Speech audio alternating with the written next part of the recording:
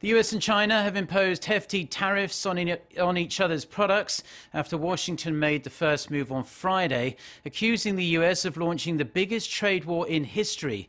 Beijing also immediately filed a complaint with the WTO. Cha Sang-mi with more. Analysts are labeling it a dark day for global trade. In the wake of the back-and-forth retaliatory tariff volley between Washington and Beijing, the U.S. finally pulled the trigger on Friday, imposing a 25% tariff on $34 billion worth of Chinese goods. As predicted, China didn't take the move lying down.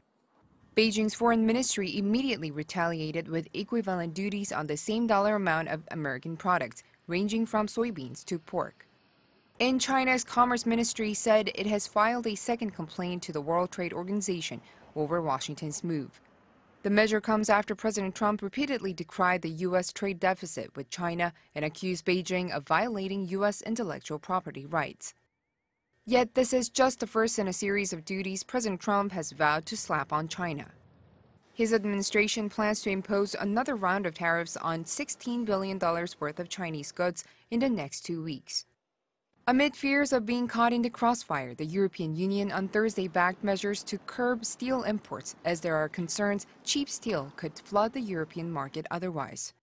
The EU's Executive Commission said Friday that, quote, recent import statistics show trade diversion of steel products into the EU as a result of the additional 25% tariff on steel imposed by the U.S.